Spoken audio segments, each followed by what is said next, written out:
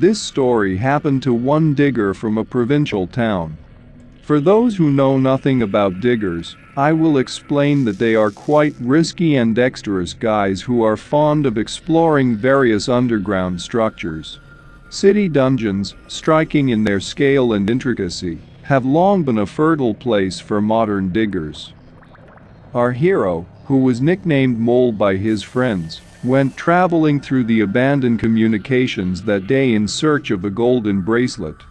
Rumor had it that the bracelet had been dropped in a ditch by a rich student whose father was a big businessman. For a long time no one managed to find the bracelet, but the young diggers did not give up hope. In addition to the bracelet, this dungeon held deadly dangers. A young digger had once disappeared in it. He had been warned that it was suicide to go underground without experience and a good guide, but he listened to no one. His parents and girlfriend cried for a long time at the rusty door that closed the entrance to the endless tunnels of the city's utilities. But he never came back from there. Many years have passed since then.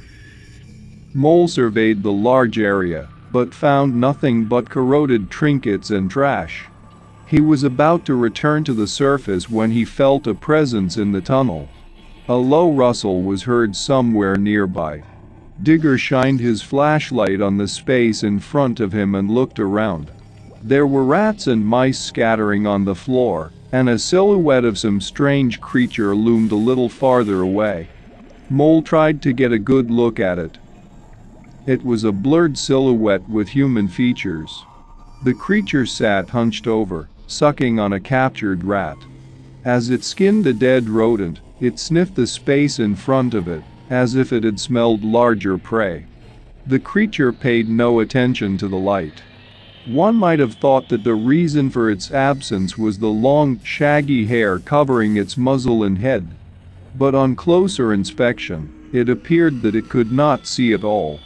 Instead of eyes, it had two mangled eye sockets. Digger felt an animal fear creeping into his soul. Screaming was useless, and Mole made what he thought was the only right decision. He ran. The spacious tunnel soon ended, and the digger had to descend into a narrow tube leading to ventilation shafts. Through them it was possible to get to the surface, and thus escape.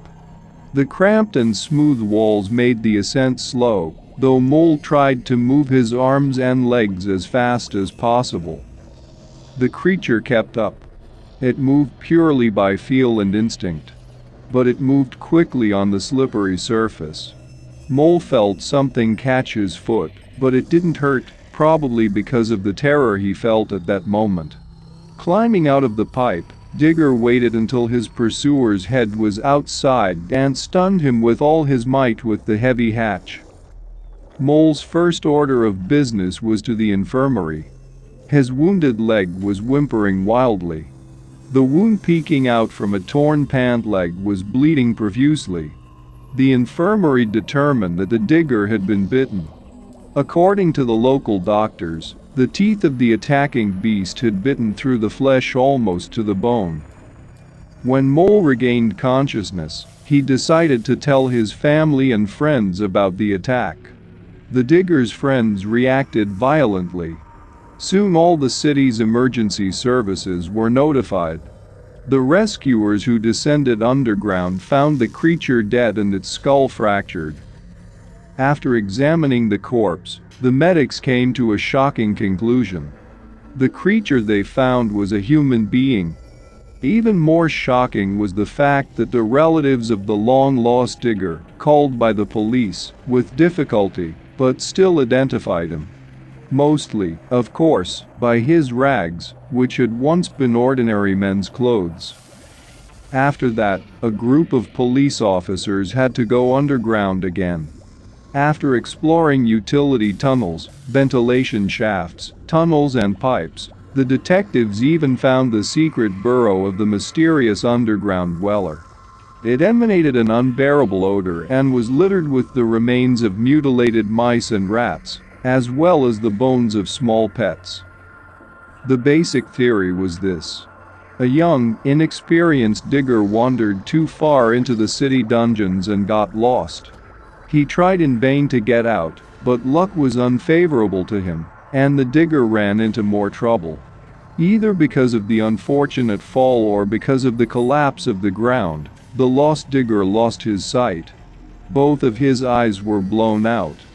Having lost the last chances for rescue, having climbed into abandoned communications, having gone too far away from the usual routes of underground tourists, the digger found himself facing the problem of survival.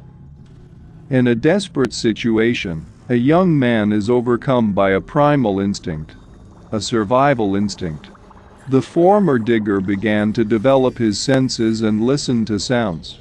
He learned to hunt small underground animals. Most of his prey were rats, but occasionally pets were caught. Over many years of suffering and torment, the boy lost his human form and consciousness, turning into a wild, maddened underground predator. By chance, the feral digger found himself in one of the central communication tunnels, where for the first time in many years he managed to meet a man.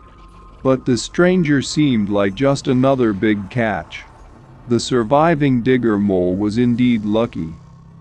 After that, Mole left his profession and found another, less dangerous hobby.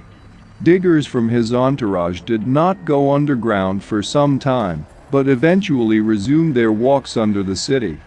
This story has long been retold by ordinary people, adding various nightmarish tall tales to it.